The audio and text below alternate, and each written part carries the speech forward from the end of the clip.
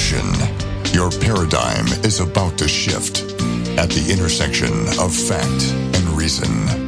You're entering Kingston Country. I'm Dan Kingston, and you're listening to the Dan Kingston Podcast. Interstellar visitors, cosmic messages, or alien probes. What's going on? These interstellar objects. The first one was in 2017, Oumuamua, a Hawaiian name, and it was the first interstellar object ever detected. It had an odd shape, elongated like cigar. It accelerated mysteriously as it left our orbit. No visible gas or tail. Maybe you're not an astronomer, neither am I. But I know when I read that it's not acting like a comet, that gets my attention.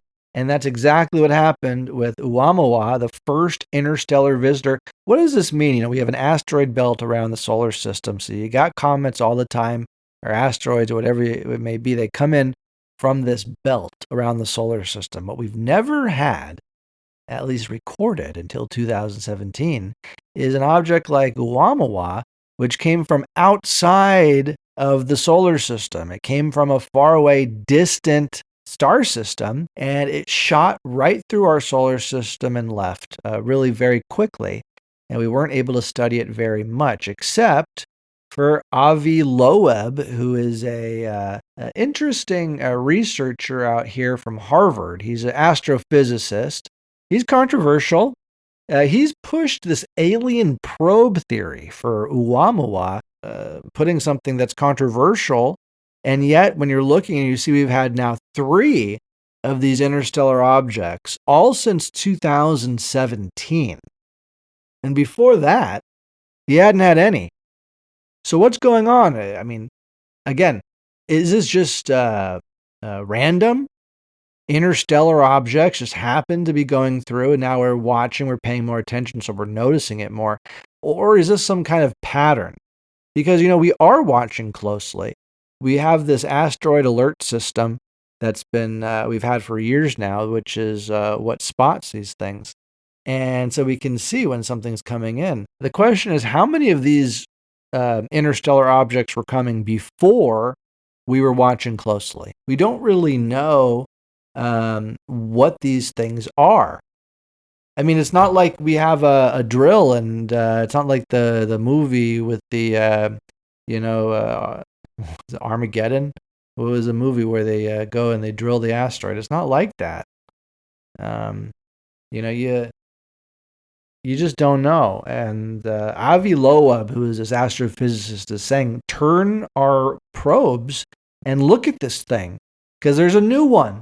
Look, Oumuamua is long gone. It's a fun thing to say, by the way. Oumuamua. I think I'm saying it right. But this new one, Atlas, they call it Atlas, 2025. It's the 3rd interstellar visitor, just discovered July 1st. And it's 7 miles wide, is what they're saying. And that's pretty big. It's flying against the traffic of the solar system. They call that a retrograde orbit. And that's odd. It's odd that it's having a retrograde orbit. So again, just like Oumuamua, this thing's acting kind of strange. And again, Avi Loeb, this astrophysicist from Harvard, is saying that these anomalies point to possible alien tech. He's come out and said that it looks like it could be powered by some kind of nuclear device because it's exhibiting some kind of glow. So what do you make of this?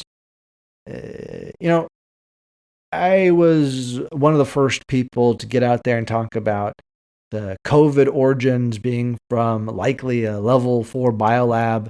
The only one in all of China just happened to be a mile from the epicenter of COVID. I said, look, this doesn't look like a coincidence. This looks like a pattern. And is this the same kind of thing that we're seeing here? Are we being visited from extraterrestrials? I know it sounds crazy, and really, it makes more sense if the extraterrestrials are coming from this planet, from within, maybe underground, beneath the oceans, and they've been here for billions of years, or at least hundreds of millions of years, and we're the newcomers. In a sense, we're the aliens, and they are the people that have always been here. This makes more sense to me, because how can something travel the nearest star system, millions of light years away. Millions and millions of miles away, but the nearest star system, I think it's like 2 light years away. So at the speed of light, it's going to take you like 2 years to get there. If these are alien probes, man, they've been coming for a long time. I don't think there's any aliens inside, but I think they could be studying us. This is kind of what Avi Loeb is saying and what resonates with me. That if these are extraterrestrial probes, you're probably not little green men inside. The little green men are probably already here. And a lot of indications about that. If you look at our government, you look at our politicians, and you see the aliens. They're right there looking right back at you. I mean, you can't be sure, but I have my suspicions. We didn't talk about 2019 Borisov. This was a second interstellar visitor. Again, interstellar, it's coming from another star system. I mean, that's, light years. It's been traveling a long, long time. These objects have to get here. And space is not like full of things. I mean, there's so much empty space in space.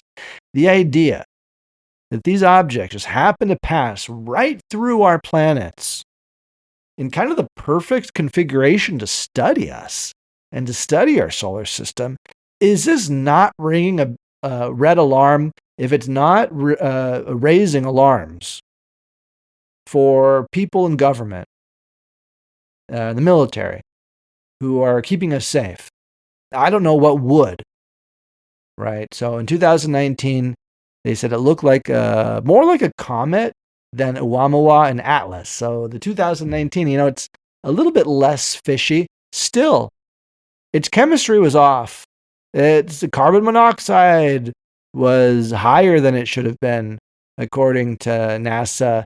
It formed in a colder alien star system than what we know of. I mean, this thing is very odd, very strange. All three of these interstellar objects are incredibly strange, and they come in so fast. What has me really intrigued about Atlas is the way that it's coming through our solar system. It's perfect in terms of its approach, gets right next to all of our planets. And our solar system, almost like it's by design. Look at the probes that we've sent out. And you see we've done the exact same thing. We time it right so that our probes reach the planets at the right timing, so that they're right by. They can take a snapshot of the planet and give you good information. Now, are these things sending back data?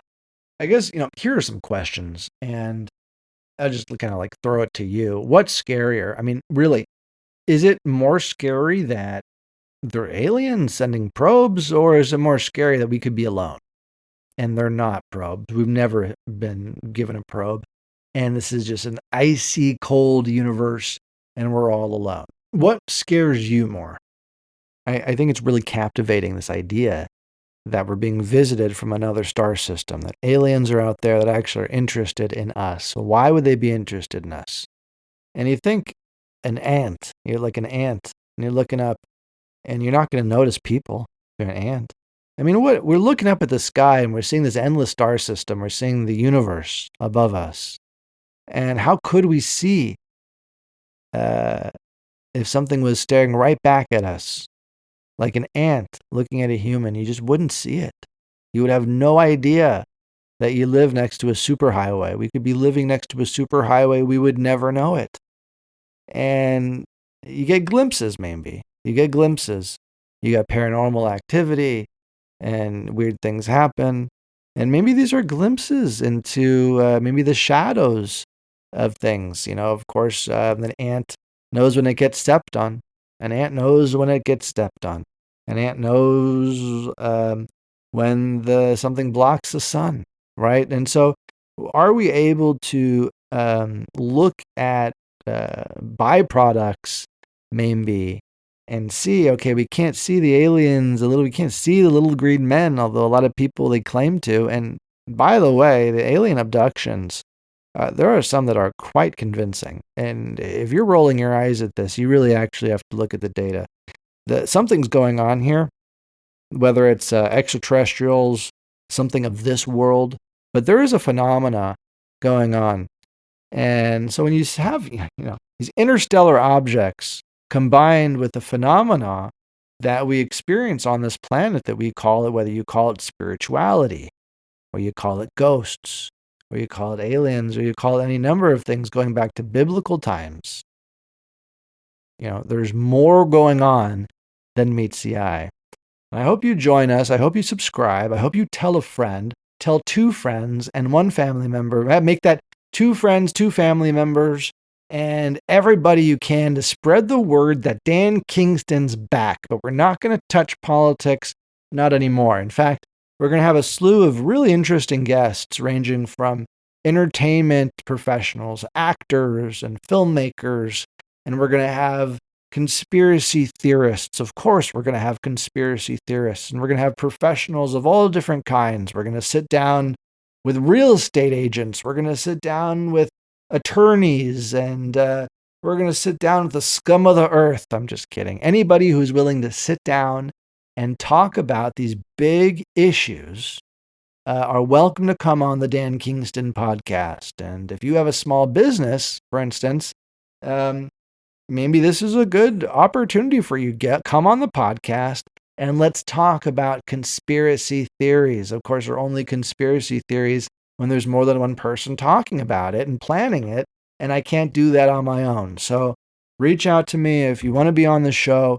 We'd love to interview you and promote your business. If you know somebody that would be interested, let's do it. We're going to be covering everything under the sun, but the one thing we're not going to be talking about anymore, I don't know if this is maybe you're happy about this or you're not happy about this, but this is no longer a political show. Okay, we're not talking about politics anymore. That is a waste. I think it's safe to say it's a waste of time. We started the Dan Kingston Podcast. The first episode of the Dan Kingston Podcast was on Epstein. And we've seen where we are with that in 2025. It's not worth talking about. It's not worth going back to. But the Dan Kingston podcast, in terms of cutting right through the center at the intersection of fact and reason, now we're going to apply that to bigger ideas, the universe, spirituality. Why are we here? What's the meaning to all of this? These are the big questions that need to be answered, that need to be talked about, that I think deserve to be talked about and listened to. And if you agree, again, hit that subscribe button, and I'll see you next time. Kingston Country. You've been listening to the Dan Kingston Podcast.